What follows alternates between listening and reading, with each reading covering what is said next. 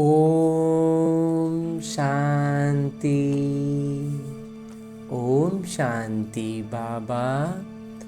आज दिन रविवार का है और रविवार के दिन मैं आत्मा बड़े फुर्सत से, बड़े इत्मीनान से अपनी दिनचर्या में समय निर्धारित करके एक विशेष स्थान पर अपने हाथों में इस अव्यक्त मुरली को लेकर परम पिता परमात्मा के चैतन्य उपस्थिति में, उनके सानिध्य में इसका अध्ययन करने का प्रयास करता हूँ, जिसके लिए अपने मन बुद्धि से यानी अपने सूक्ष्म शरीर के साथ चलता हूँ मधुबन की धरा पर, और उसमें भी खास तौर पर उस डायमंड हॉल में जहाँ मेरे बाबा ने ये अव्यक्त मुरली चलाई थी। तो उस अलौकिक स्थान पर उपस्थित होकर परम पिता परमात्मा की दृष्टि पाने के बाद, अपने दिल की बातें बाबा को कहने के बाद, अब मेरे बाबा अपने दिल की बात इस अव्यक्त मुरली में समा करके, निहित करके मुझसे कहते हैं। सर्व खजानों से संपन्न अपने चेहरे व चलन से अलौकिकता का साक्षात्कार कराओ।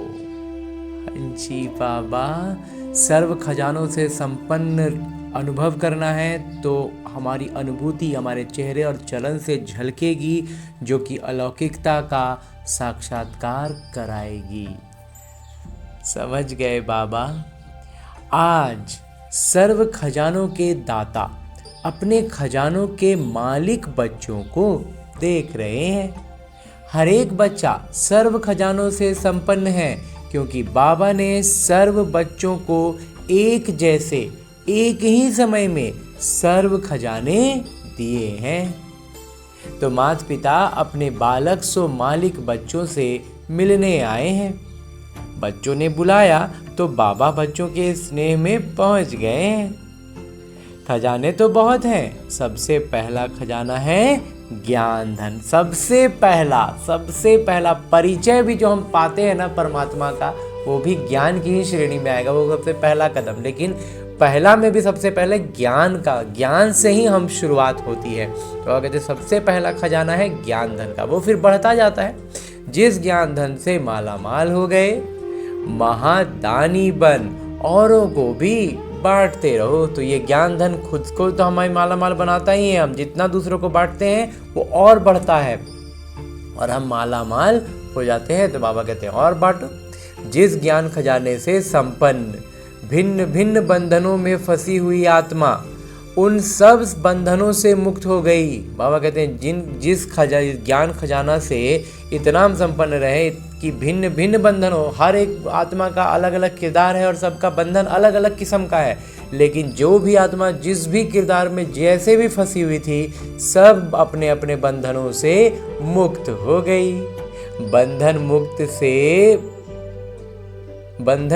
से बंधन मुक्त हो गए। वह कहते हैं बंधन युक्त थे तो बंधन मुक्त हो गए। साथ में योग अर्थात याद का खजाना दूसरे नंबर पर आता है। याद का खजाना यही दो कदम की तरह है, एकदम दो पैर जैसे होते हैं चलने के लिए ना, तो एक कदम दूसरा कदम, एक कदम दूसरा कदम, ऐसे लगातार वही दोनों कदम चलते जाते हैं और हम मीलों की दूरी तय कर सकते हैं। तो बिल्कुल वैसे ही यहाँ पर है। ज्ञान का खजाना सबसे पहला कदम होता है, फिर याद थोड़ा और मजबूत होता है, अच्छा होता है। थोड़ा सा सेकंड 2 सेकंड का याद हो पाएगा, थोड़ी देर याद हो पाएगा, लेकिन उतनी ही याद में मंथन जब चलेगा ना तो ज्ञान स्पष्ट हो जाएगा। ज्ञान स्पष्ट होगा तो मंथन और अच्छे होगा, याद और अच्छे से रह पाएंगे, और ऐसे करते करते दोनों परस्पर हमें ऊपर उठाते जाते हैं। परमात्मा खजाने को भरने के लिए और परमात्मा के निकट पहुंचने के लिए ये ज्ञान और योग का कदम बहुत अच्छे से चलता है। इसलिए बाबा कहते हैं कि ज्ञान के बाद साथ में योग अर्थात याद का खजाना, जिससे अनेक शक्तियां प्राप्त की हैं। तो याद से क्या होता है, शक्तियां जागृत होती है, शक्तियों की प्राप्ति होती है। ज्ञान से गुणों का, एक तरह से कहें अगर, तो ज्ञान से गुण की सजगता आती है, गुण हमारा सक्रिय होता है, और याद से शक्तियाँ जागृत होती हैं। ऐसे ही धारणा द्वारा सर्वगुणों की अनुभूति अर्थात खजाना मिला है। बाबा कहते हैं और ऐसे ही क्या होता है, धारणा करने से सर्व गुण की अनुभूति करते हैं। बाबा कहते हैं मतलब खजाना बढ़ता है। साथ में धारणा की शक्ति से सर्व के स्नेह की शक्ति, सर्व के प्यारे और न्यारेपन की शक्ति का खजाना प्राप्त किया, सर्व के स्नेह का खजाना अनुभव किया। साथ में सर्व ब्राह्मण संबंध से अपार खुशी का खजाना अनुभव किया। लेकिन सर्व खजानों के साथ जो विशेष खजाना है वो है संगम के समय का खजाना। पापा कहते हैं ये सब खजाने तो मिल रहे हैं, लेकिन सब में सबसे खास खजाना कौन सा है? संगम का खजाना। जब मेरे बाबा आए हुए तब तो ये बाकी खजाने हमें मिल रहे हैं ना। जैसे सब विकार की शुरुआत देह अभिमान से होती है, वैसे ही सर्व खजानों का उद्घाटन कहे या फिर उसका जो बाबा अभी बांट रहे हैं, ये बांटना अभी हो रहा है। ये संगम युग की भी, ये भी एक खजाना है। जिस आत्मा को समय के खजाने का महत्व है वो सदा अनेक प्राप्तियों के मालिक बन जाते हैं, क्योंकि संगम युग का समय बहुत छोटा है लेकिन समय से प्राप्तियां ज़्यादा है। वह कहते हैं संगम युग का समय तो बहुत छोटा है लेकिन इस समय, इतने छोटे समय में प्राप्तियां बहुत ज़्यादा हैं। बहुत छोटा संगम युग, और इस इतने छोटे से संगम युग से पूरे कल्प का हमारा भाग्य निर्धारित हो रहा है। तो कुछ कुछ ये ऐसे ही है जैसे हमारी इतनी छोटी सी आत्मा में इतने बड़े शरीर को चलाता है, उतनी ऊर्जा होती है कि उसी ऊर्जा से पूरा शरीर चल रहा होता है, और न केवल शरीर, पूरा संस्कार और सब कुछ उसी आत्मा में भरा होता है।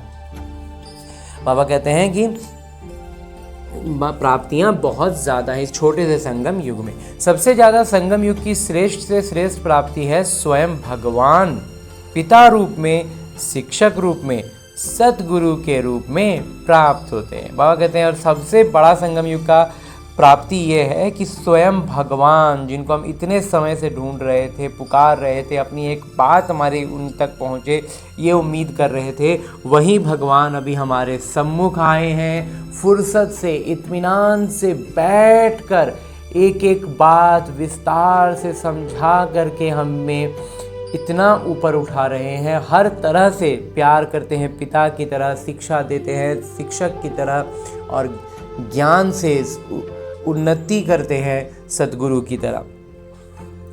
तो इसलिए बाबा कहते हैं तीनों रूपों में अभी हमें बाबा प्राप्त होते हैं। संगम युग में छोटे से जन्म में 21 जन्म की प्राप्ति। 21 जन्म क्या, बाबा तो खुद एक बार मुरली में बाबा ने कहा था पूरा 84 जन्म उसी का ही, इसी समय का ही हिसाब से निर्धारित हो गया, जिसमें तन मन धन जन सर्व प्राप्ति हैं, और गारंटी है 21 जन्म फुल। हाँ ये चीज़ है, बाबा कहते हैं 21 जन्म एकदम फुल गारंटी के साथ, एक भी दुख का झलक नहीं होगा, दुख का छाया नहीं होगी, इतना गारंटी बाबा दे रहे हैं। आधा नहीं, पौना नहीं, लेकिन फुल 21 जन्म की गारंटी है। बाबा कहते हैं आधा कोना जरा मना कुछ नहीं, 21 जन्म नो डाउट, एकदम 100% पवित्रता और सुख समृद्धि भरपूर। उसके बाद फिर कौन कैसे धीरे धीरे इधर उधर बिखरेंगे और थोड़ा थोड़ा दुख का लहर शुरू होगा, टच शुरू होगा, लेकिन 21 जन्म की बाबा फुल गारंटी देते हैं। तो सबसे ज़्यादा जो महत्व है वो है संगम युग का।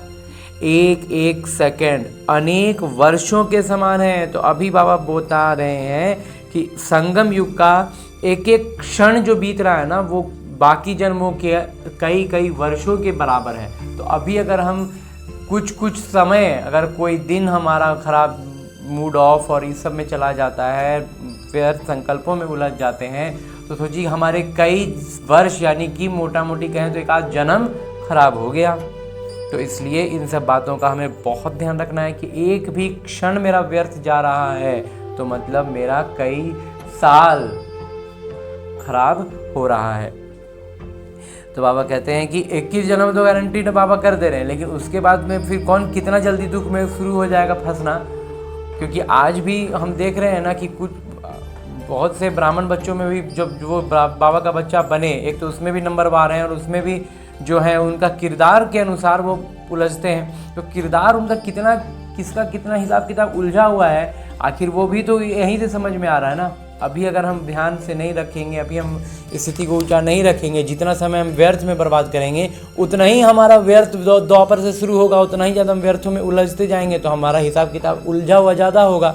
तो बाबा के आने पर, बाबा को पहचानने पर भी हम अपने हिसाब किताब से चुकता करके निकलने में असमर्थ होने लगते हैं, दिल शिकस्त होने लगते हैं। तो इसलिए बाबा कह रहे हैं, आज एकदम स्पष्ट बाबा कह देते हैं कि 21 जन्म तो गारंटी है, फुल गारंटी है, लेकिन उसके बाद का कौन कितना किस में बुरा फंसा हुआ रहेगा। एकदम द्वापर की शुरुआत से ही एकदम सबसे पहले दुख उसी से शुरू हो जाए तो क्या वो पूरा 63 जन्म खाली दुख में फंसते चला जाएगा। जितना दुख पहला में मिला वो और लगातार बढ़ेगा। तो जिसको पहला जन्म में एक मान लेते हैं 1 रुपया का दुख हुआ, उसका दूसरा जन्म में 2 रुपया होगा, लेकिन जो पहले ही जन्म में 20 रुपया का ले लिया दुख, तो क्या होगा फिर उसका 20 का 40 का धड़ बढ़ते चला जाएगा। तो इस तरह से हो सकता है कि हिसाब हो। ये इस ब्रह्मा कुमार का अपना निजी मंथन है, इसका बाबा अभी तक तो कुछ नहीं आगे बोल रहे हैं। बाबा कहते हैं कि इसका संगम युग का समय, एक सेकंड जो है बहुत बेशकीमती है, ये बाबा ने बतलाया। बाकी सारा मंथन इस ब्रह्मा कुमार का था। तो बोलो, सर्व खजानों से संपन्न तो हैं बाबा, संपन्न है ना? हाँ जी बाबा। इसलिए माता पिता सदा समय की स्मृति दिला रहे हैं। बाबा बार बार हमें अब समय की स्मृति दिला रहे हैं। कई बच्चे समझते हैं कि 1-2 मिनट अगर और कुछ सोच लिया तो 2 मिनट ही तो है, लेकिन जितना समय का महत्व है उस अनुसार तो 2 मिनट नहीं, 2 मास भी नहीं, 2 वर्ष के समान है। अगर बाबा कितना एक्यूरेट हिसाब बता दे रहे हैं, अभी का अगर 2 मिनट हमने व्यर्थ किया ना, तो मतलब हमारे सुख का जो समय होगा ना उसमें 2 साल हमें कष्ट हो जाएगा, हम व्यर्थ में उलझ जाएंगे। इतना महत्व है संगम के समय का। तो सर्व शक्तियों की, सर्व गुणों की, परमात्म प्यार की, ब्राह्मण परिवार के प्यार की और कल्प पहले वाले ईश्वरीय हक की, ये सर्व प्राप्तियां इस छोटे से युग में है और कोई भी युग में ये सर्व प्राप्ति नहीं है और किसी युग में ये प्राप्ति नहीं होगा। वहाँ हर युग में सिर्फ अब खर्च होना, सतयुग की शुरुआत से खर्च होना ही शुरू होगा। राज्य भाग्य होगा, आप सबका राज्य होगा, सुख शांति सब होगा, लेकिन परमात्म मिलन का, अति इंद्रिय सुख का, सर्व ब्राह्मण परिवार के प्यार का, आदि मध्य अंत के ज्ञान के भाग्य का अब संगम पर ही मिला है। लेकिन इन सारे ब्राह्मण परिवार का प्यार का, आदि मध्य अंत का ज्ञान का भाग्य, तीनों कालों का त्रिकालदर्शी बाबा हमें बनाते हैं, ये भाग्य अब संगम पर ही मिला है, हर कल्प मिलता रहेगा। तो ये ज्ञान तो अभी ही मिल रहा है ना, ये ज्ञान फिर आगे नहीं मिलेगा। माता पिता हर बच्चे के चेहरे से देखते हैं कि खजाने जमा कितने हैं। चेहरा बतलाएगा कि कितना खजाना जमा है। खजाने तो मिले, लेकिन हर एक ने कितना जमा का खाता पढ़ाया है वो हर एक के चेहरे से, चलन से दिखाई देता है। बाबा कहते हैं खजाना तो बाबा ने सबको एक समान एक जैसा दे दिया, लेकिन कौन कितना उसको जमा करके रखा ये हमारे चेहरे और चलन से दिखाई देता है।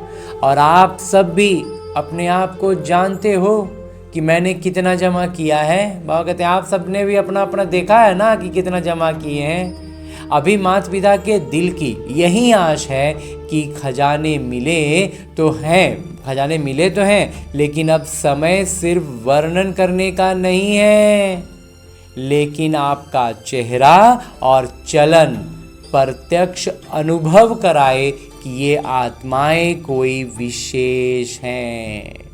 बाबा जबरदस्त बात कहते हैं कि अभी इस समय हमें खजाना मिला है, ये अब हम तो जान गए, लेकिन अब इसको मुख से वर्णन नहीं करना कि हमको भगवान मिले हैं, भगवान ऐसा बतलाते हैं, भगवान ये करते हैं। ये अब बाबा कहते हैं वर्णन करने का नहीं है, लेकिन हमारा चेहरा और चलन से प्रत्यक्ष अनुभव करें कि ये जो आत्माएं हैं ये कोई विशेष है, न्यारे हैं और परमात्म प्यारे हैं।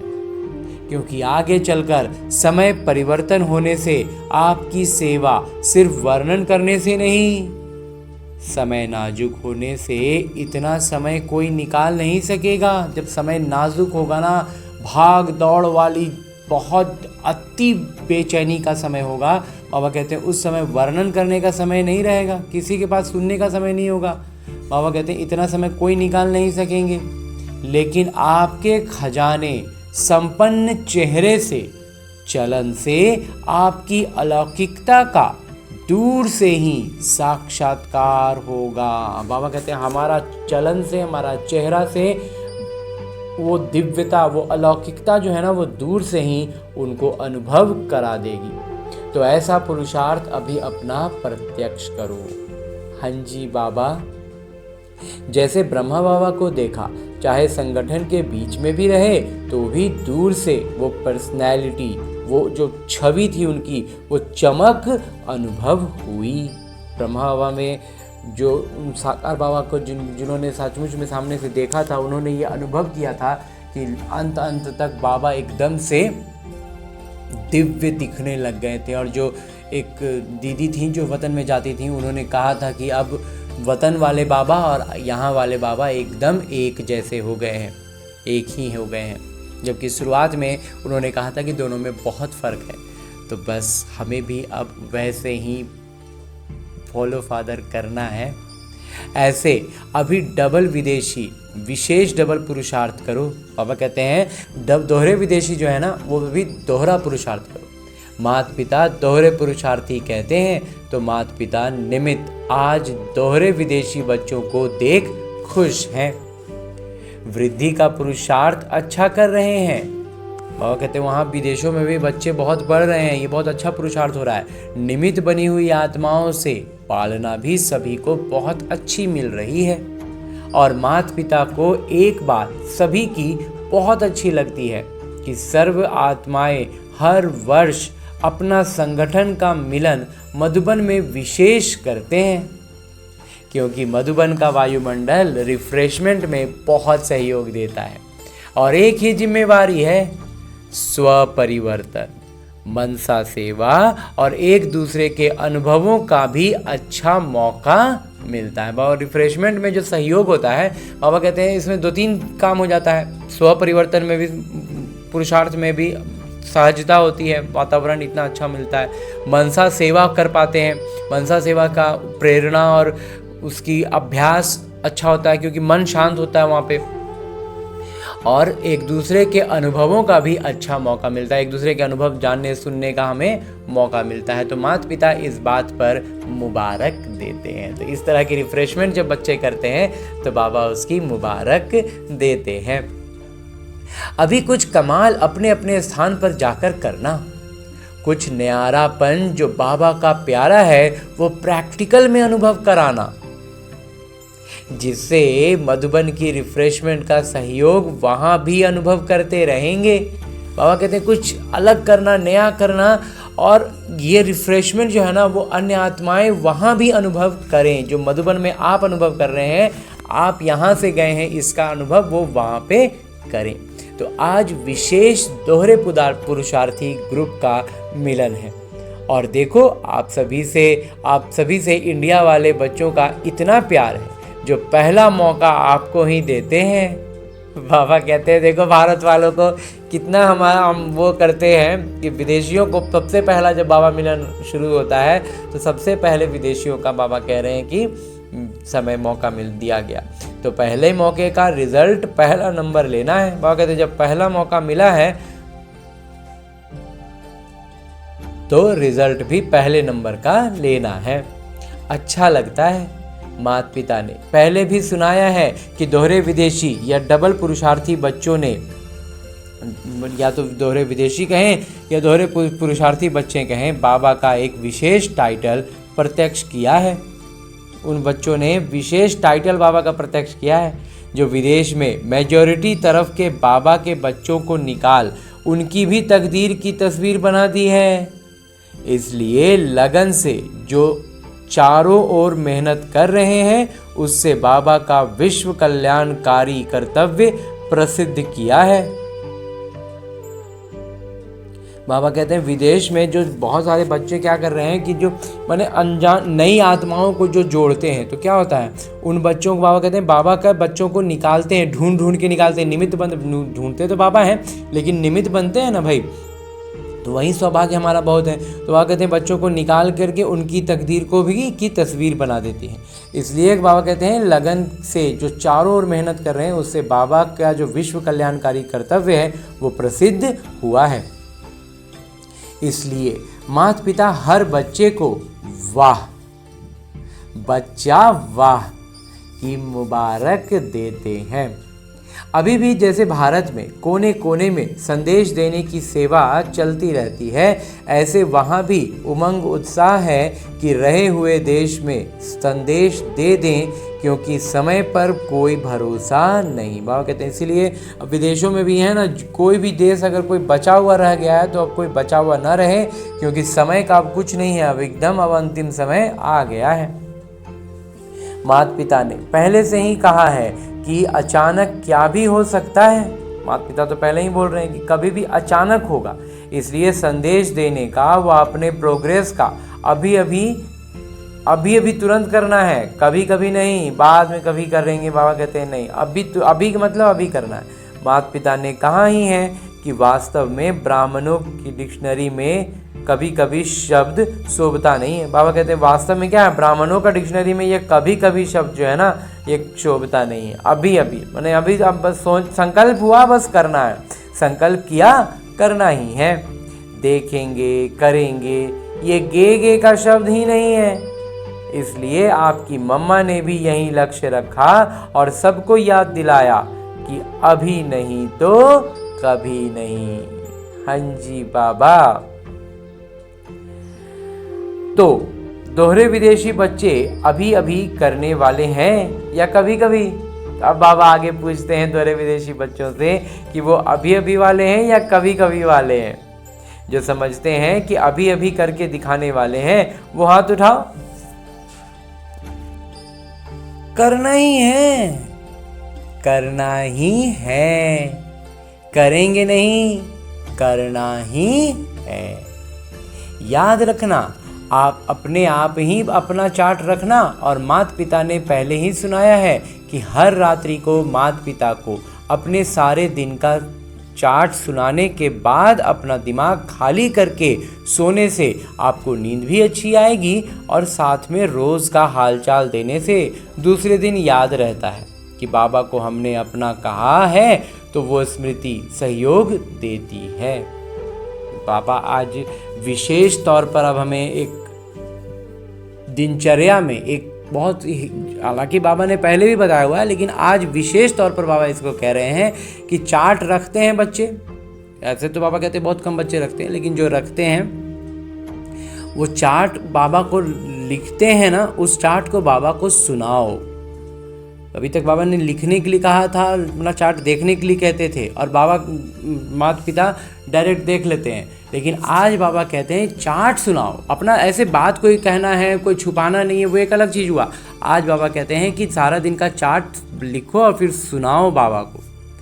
अपना दिमाग खाली कर दो। जितना बात आया दिन भर का, उस चार्ट लिखने में भी बहुत सारी बातें एक बार रिवाइज हो जाती हैं, तो सारा बात हो गया। बाबा कहते हैं उस सारा बात बाबा को सुना दो, उसके बाद दिमाग खाली हो गया। अब आप सोने जाओ, तो क्या होगा, नींद भी अच्छी आएगी और साथ में रोज़ का जो हालचाल देने से क्या होगा, बाबा से रोज़ का एक हमारा रिश्ता।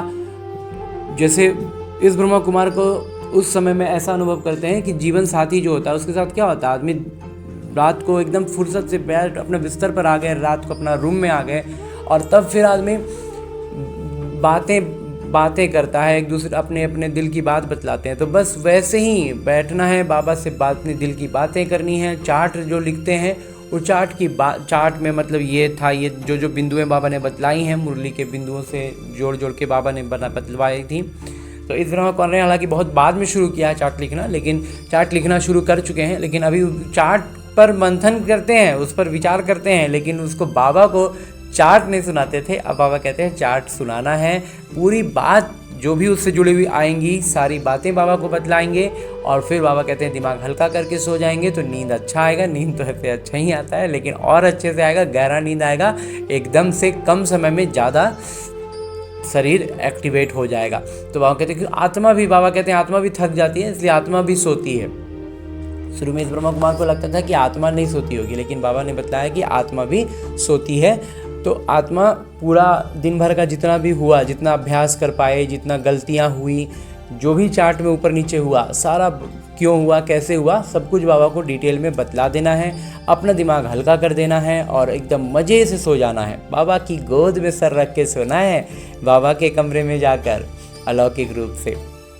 और फिर बाबा कहते हैं अच्छी नींद आएगी, और साथ में रोज़ हालचाल देने से दूसरे दिन याद रहता है कि बाबा को हमने ये कहा है, तो वो स्मृति, वो सहयोग भी याद आता रहेगा। बाबा मेरे साथ हैं, बाबा को रात में बताना रहेगा, गड़बड़ हो जाएगा तो फिर बाबा क्या बोलेंगे, तो इस तरह का ध्यान में रहेगा। तो स्मृति जो है ना, वो सजगता थोड़ी और बढ़ेगी। बाबा कहते हैं फिर धर्मराजपुरी में जाना नहीं पड़ेगा, बाबा को रोज़ रोज़ बता के बाबा से राय लेते जाएंगे, बाबा बतलाते जाते हैं। बाबा कई बार संकल्पों में ही उत्तर दे देते हैं, कई बार मुरली में उस पर मोहर लगा देते हैं, संकल्पों में उत्तर देने के बाद भी मुरली में मोहर लगा देते हैं कि हमारा जो संकल्प आया था उसमें कहीं कोई डाउट ना रह जाए।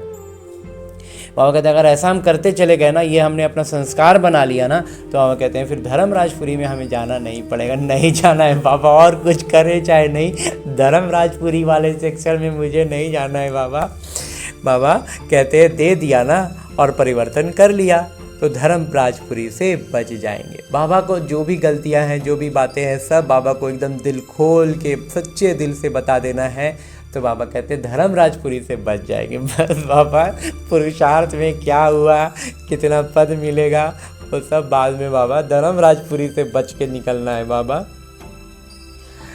कहते हैं अभी दूसरे वर्ष देखा तो किसी ने नहीं है। बाबा कहते हैं अगला आने वाला जो अगला दूसरा वर्ष है उसको तो किसी ने देखा नहीं है, लेकिन अभी लक्ष्य रखो, वर्ष को छोड़ो। बाबा कहते हैं अगला साल क्या होगा, कितना होगा, कैसे होगा, उसको छोड़ो, अपना लक्ष्य रखो कि कम से कम जितने थोड़े समय में बाबा की जो आश है कि चेहरा दिखाई दे, चलन दिखाई दे, वो जल्दी से जल्दी प्रैक्टिकल में करके दिखाओ।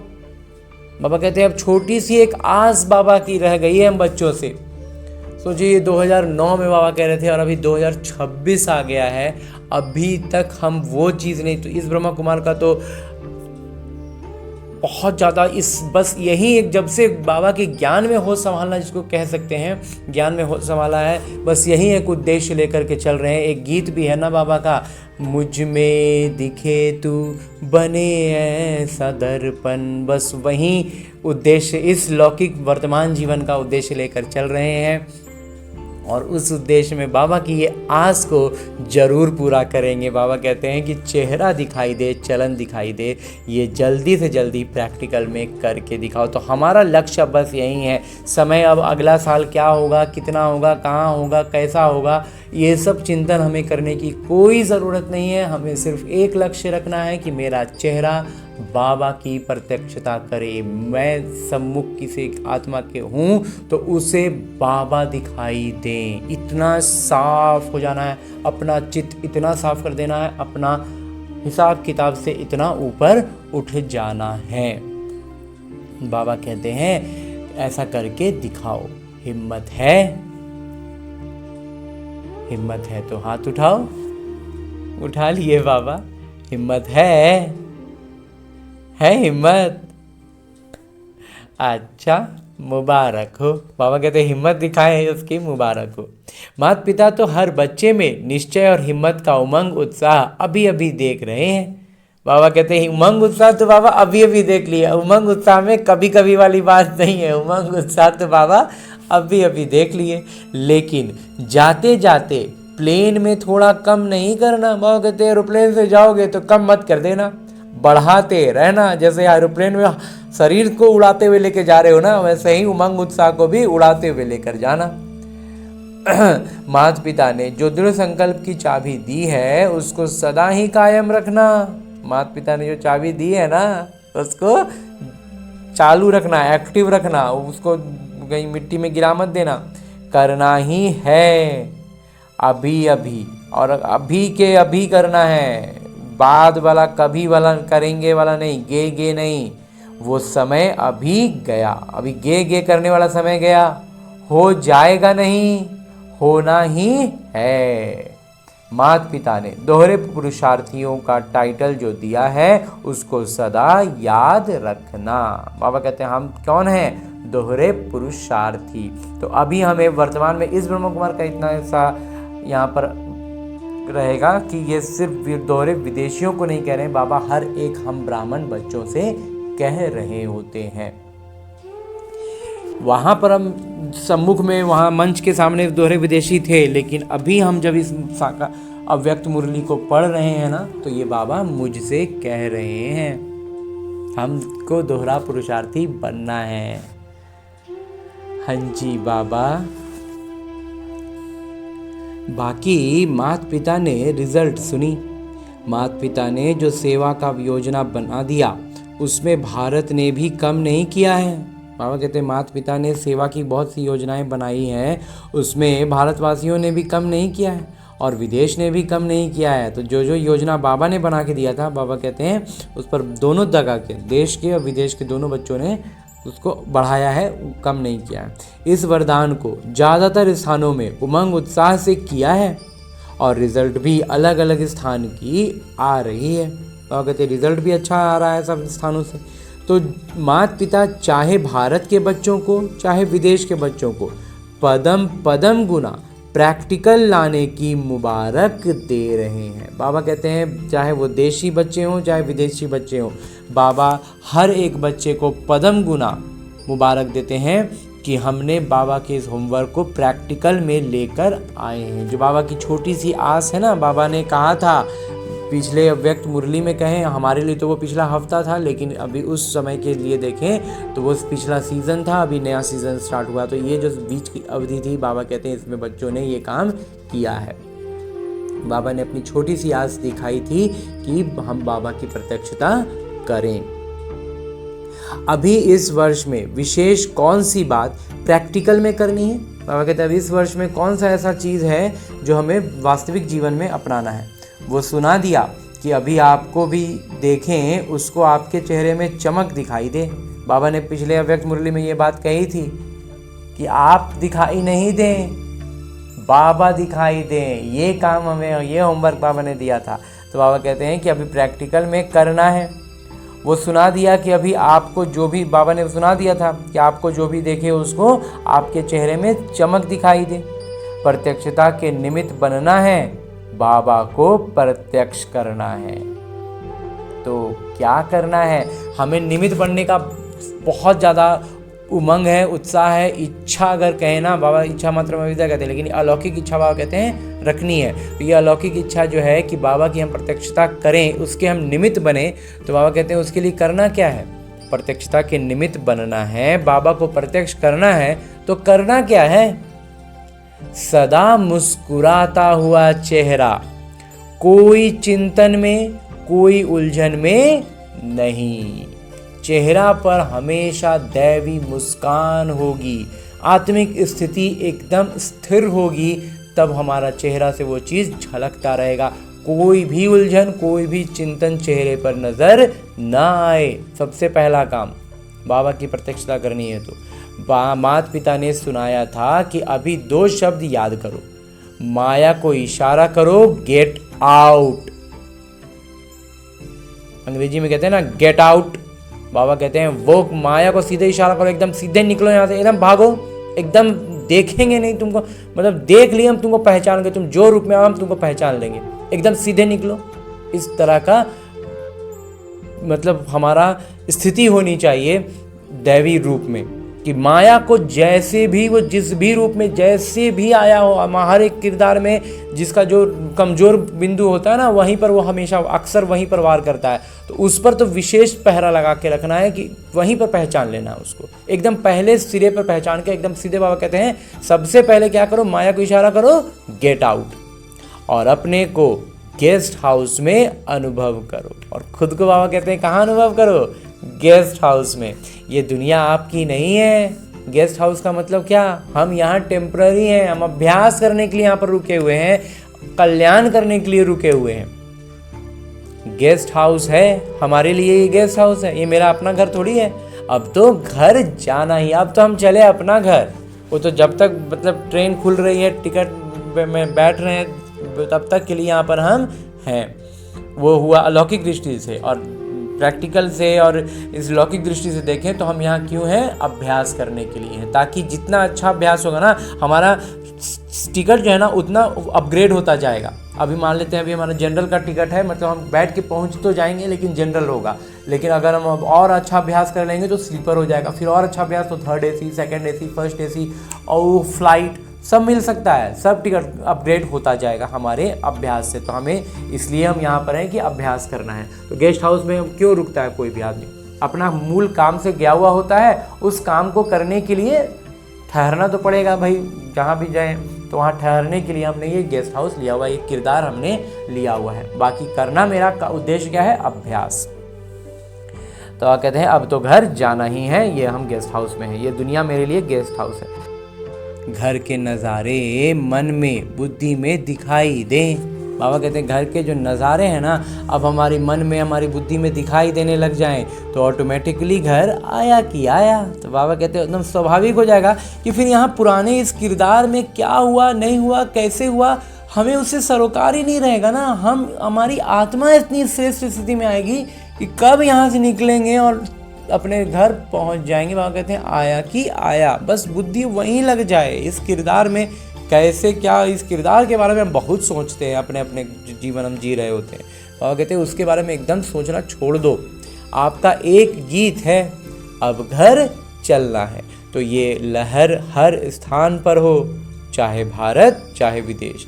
अब ये अनुभव प्रत्यक्ष करके दिखाओ। बाबा कहते हैं अब इस अनुभव को ना प्रत्यक्ष करके दिखाओ।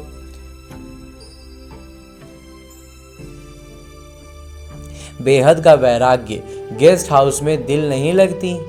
वह कहते हैं बेहद का वैराग्य का मतलब क्या, ये गेस्ट हाउस नज़र आएगा तो यहाँ दिल लगेगा।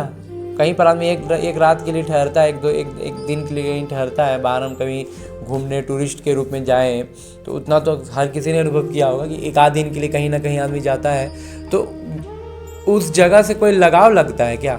बस अपना काम, अपना नहाए धोएं, रात को सोने के लिए एक बेड मिला, सोए, उठे, फटाफट नहाए धोएं, तैयार हुए और निकले घूमने के लिए, चाहे जो भी काम से गए, काम में निकल गए।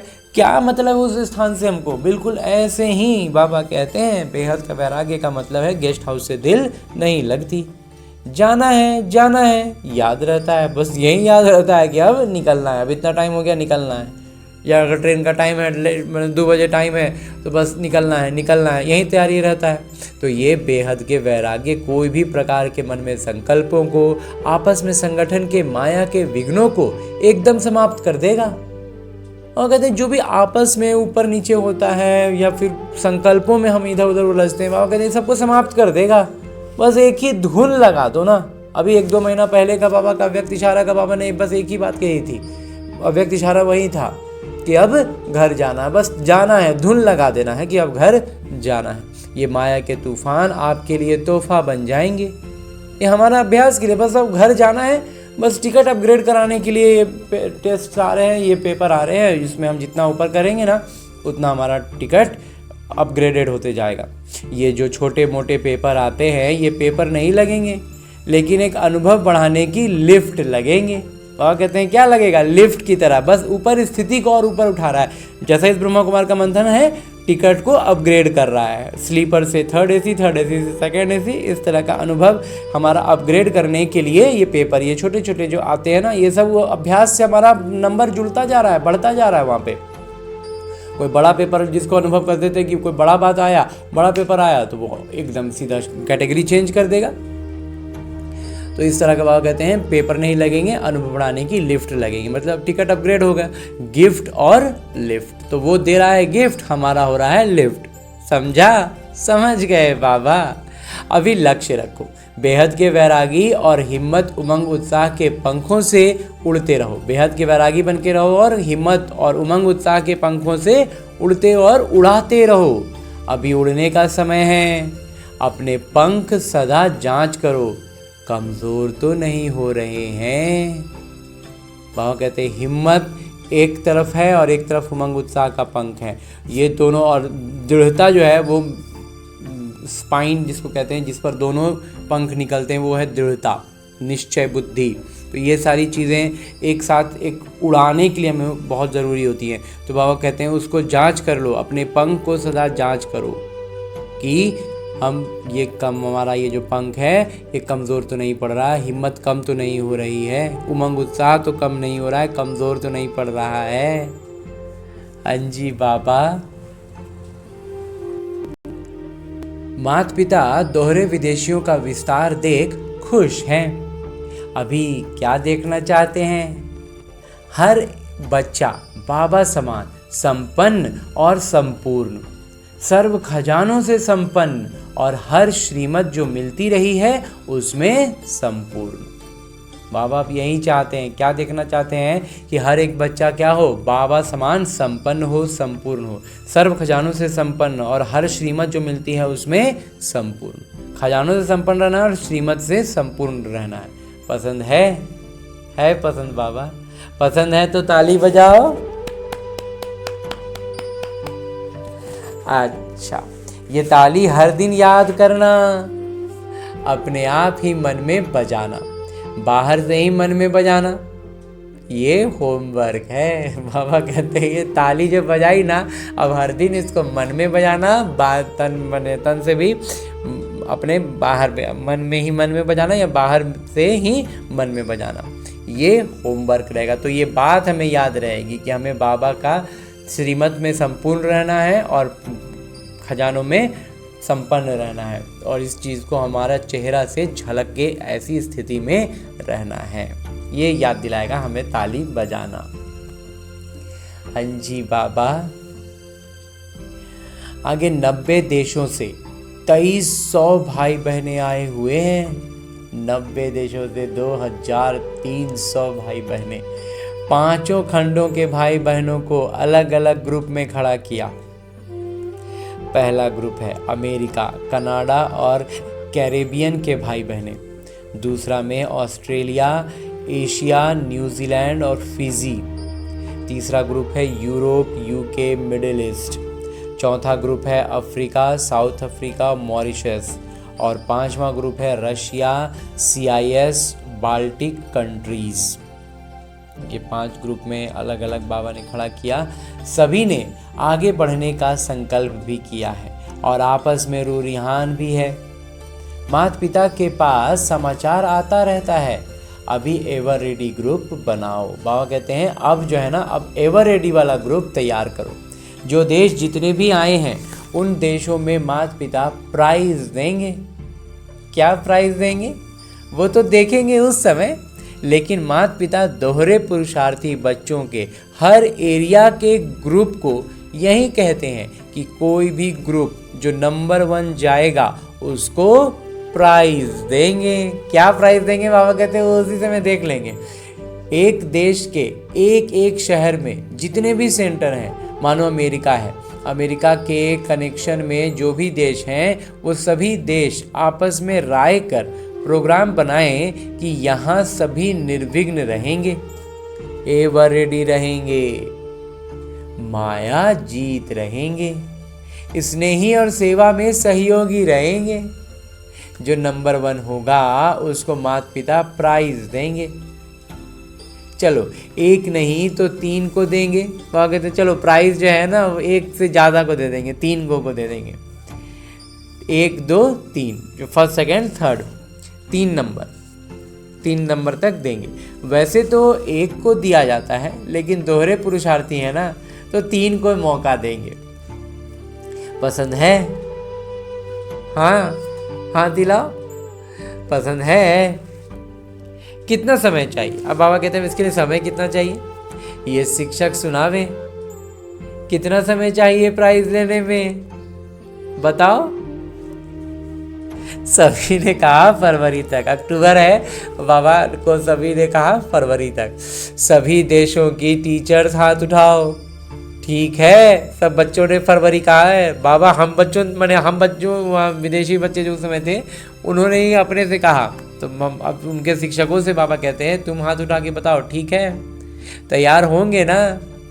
फिर माता पिता प्राइज देंगे। बहुत अच्छा, इसकी ताली तो बजाओ। अच्छा, भारत का भी टर्न आएगा। वहाँ कहते भारत का भी मौका आएगा। अभी तो आप लोगों का टर्न है। माता पिता भी खुश होते हैं। वाह तीव्र पुरुषार्थी बच्चे, वाह। अच्छा,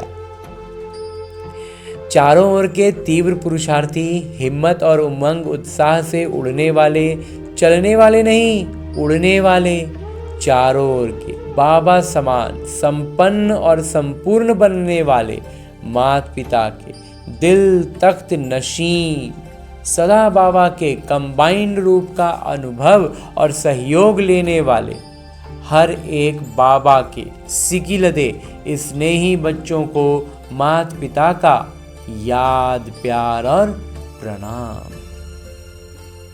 माता पिता का याद प्यार और नमस्ते। हम रूहानी बच्चों की ओर से रूहानी माता पिता को याद प्यार और प्रणाम।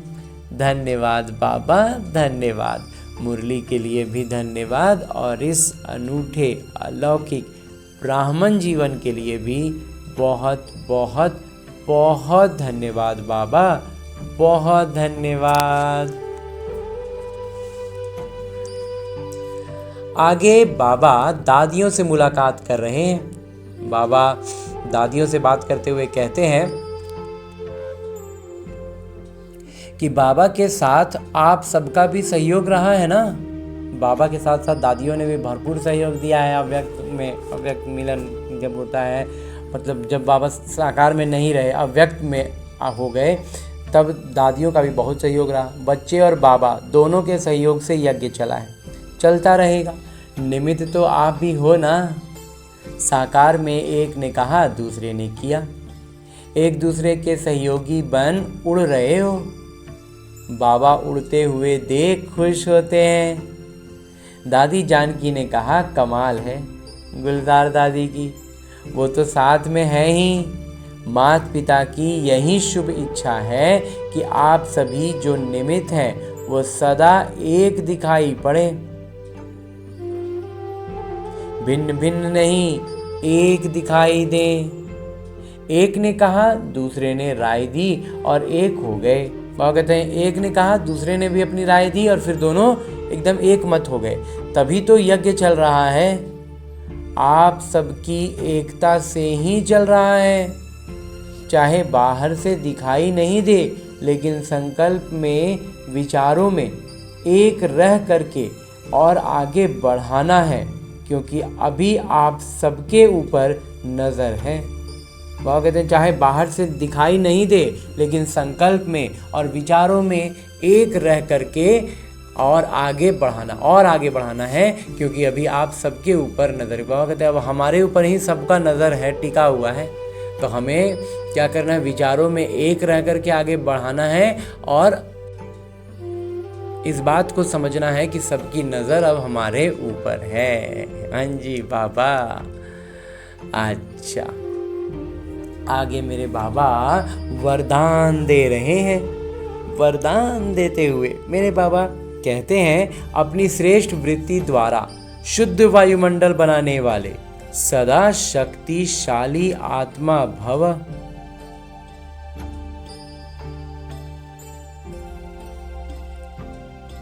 बाबा कहते हैं अपनी श्रेष्ठ वृत्ति द्वारा शुद्ध वायुमंडल बनाने वाले हम सदा शक्तिशाली आत्मा हैं। विस्तार से बाबा कहते हैं जो सदा अपनी श्रेष्ठ वृत्ति में स्थित रहते हैं वे किसी भी वायुमंडल वाइब्रेशन में डगमग नहीं हो सकते। वृत्ति से ही वायुमंडल बनता है।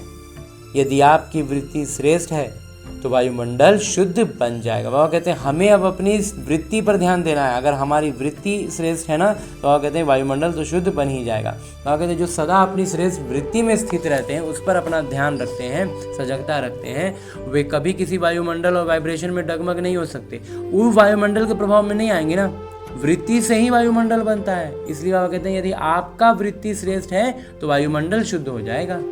वायुमंडल कैसा है इसलिए हम परिवर्तन नहीं होंगे। कई वर्णन करते हैं कि क्या करें, वायुमंडल ही ऐसा है, वायुमंडल के कारण मेरी वृत्ति चंचल हुई। तो उस समय शक्तिशाली आत्मा के बजाय कमजोर आत्मा बन जाते हैं। लेकिन व्रत यानी प्रतिज्ञा की स्मृति से वृत्ति को श्रेष्ठ बना दो तो शक्तिशाली बन जाएंगे। बाबा कहते हैं क्या होता है, वायुमंडल के कारण वृत्ति चंचल में आती है। अभी हमको करने के लिए बाबा क्या कह रहे हैं कि उस समय शक्तिशाली आत्मा के बजाय कमजोर आत्मा बन जाते हैं और क्या करते हैं, व्रत जो प्रतिज्ञा की स्मृति से वृत्ति को श्रेष्ठ बना दो तो शक्तिशाली बन जाएंगे। तो उस समय अगर हम अपनी प्रतिज्ञा की शक्ति से उसी संकल्प को, प्रतिज्ञा को स्मृति से बाबा कहते हैं इतना पुख्ता कर दो कि वो हम शक्तिशाली बन जाएंगे। हाँ जी बाबा। और आगे स्लोगन है, मुरली का उपदेश है, गुणमूर्त बनकर सर्व को गुणमूर्त बनाना ही महादानी बनना है। हाँ जी बाबा। कल भी बाबा ने कहा था कि मनसा से शक्तियों का और कर्म से गुणों का दान करना ही महादान है। आज भी स्लोगन में बाबा महादानी का बतलाते हैं कि गुणमूर्त बनना है और उससे सर्व को गुणमूर्त बनाना है, यही महादानी सेवा है।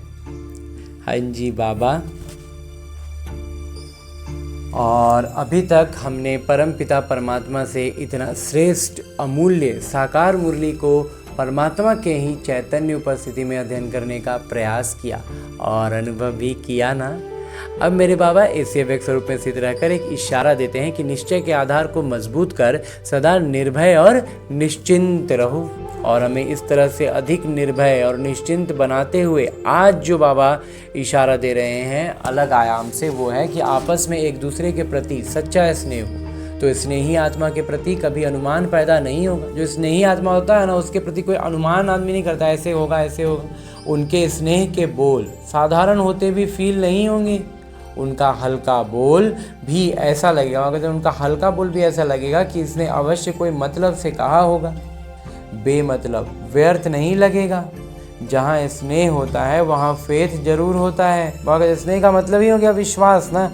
तो वो कोई बात ऐसे भी कहेंगे ना तो लगेगा कि बिना मतलब तो नहीं बोलेंगे, कोई बात होगा, क्योंकि उसमें विश्वास होता है। तो ब्राह्मण परिवार में एक दूसरे के प्रति वो फेथ रख, वो विश्वास रखते हुए संपूर्ण निश्चय बुद्धि बनो, तब ब्रह्मा बाबा की आशाओं को पूरा कर सकेंगे। अगर निश्चय बुद्धि बन जाएंगे ना तो ब्रह्मा बाबा की आशाओं को हम पूरा कर सकेंगे। जब पूरा निश्चय बुद्धि होगा, परिवार में भी विश्वास होगा, खुद पर विश्वास होगा, तब हम ये कर पाएंगे। हाँ जी बाबा। और अब हमने परमपिता परमात्मा का इतना श्रेष्ठ ज्ञान मुरली को उनकी चैतन्य उपस्थिति में अध्ययन किया, उनसे वरदान प्राप्त किया। इशारे अव्यक्त रूप में स्थित होकर बाबा ने जो इशारा दिया उसे भी जान लिया।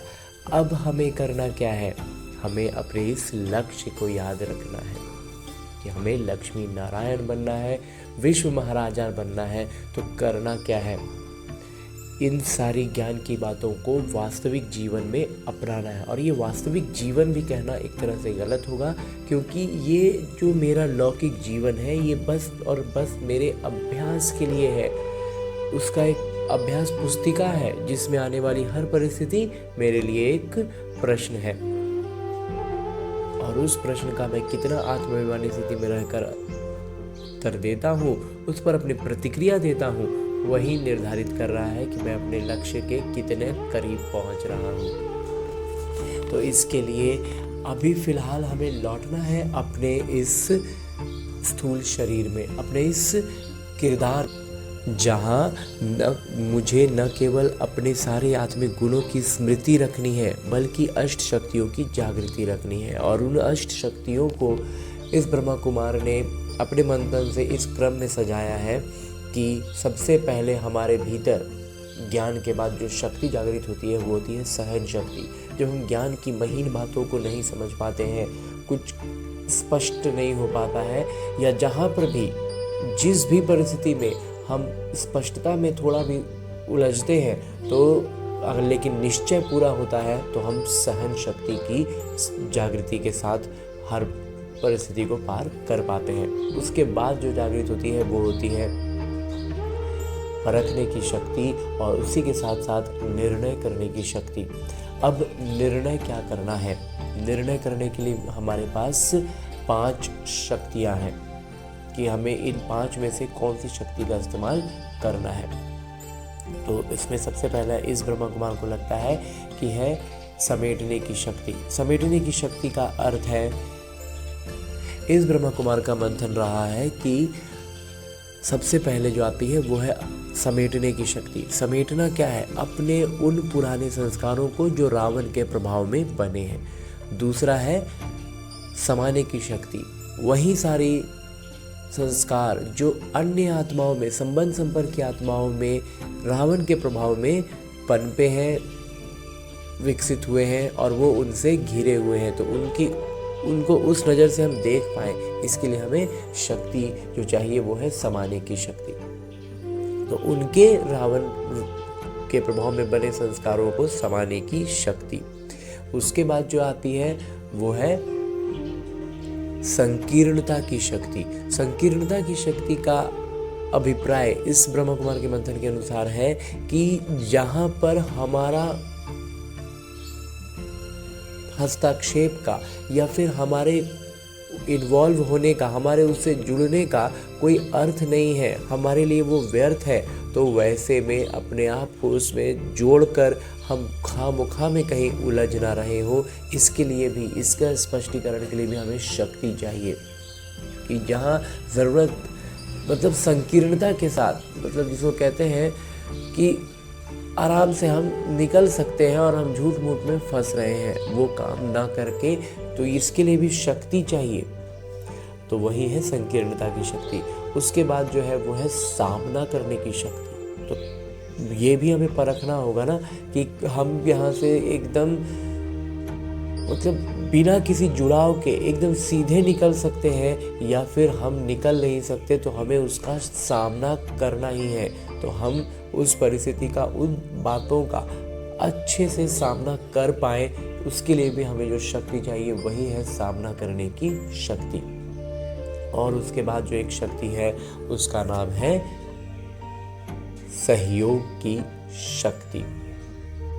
सहयोग की शक्ति का अर्थ है कि जब हम अपने सारे गुणों और शक्तियों से खुद को भरपूर अनुभव करते हैं, सारी शक्तियों की जागृति के साथ होते हैं, तब हम अन्य आत्माओं को सहयोग दे सकते हैं। यूँ तो हम यहाँ गलती ये करते हैं कि आज हमने पहला ज्ञान समझा और हम दूसरों को बताते हैं, तो ये बहुत खुशी और उमंग उत्साह के लिए ठीक है, लेकिन दूसरों को बताने में अगर हम पीछे हो रहे हैं, हम फिसल रहे हैं, वो हमें खींच ले रहे हैं, तो इसका मतलब है कि हम सहयोग की शक्ति से भी निपुण नहीं हुए हैं। तो जब तक हम खुद का पाँव अच्छे से न जमा लें, हम बाढ़ में किसी बह रहे या व्यक्ति को लौकिक तौर पर अगर उदाहरण के रूप में देखें तो किसी को बहता हुआ क्यों हम रोकें और खुद ही हमारे पाँव जमे नहीं हैं, हमने खुद को रस्सी से कोई चीज़ से बांधा नहीं है, तो फिर हम दूसरों को मदद नहीं कर सकते हैं, हम खुद ही बहने लग जाएंगे।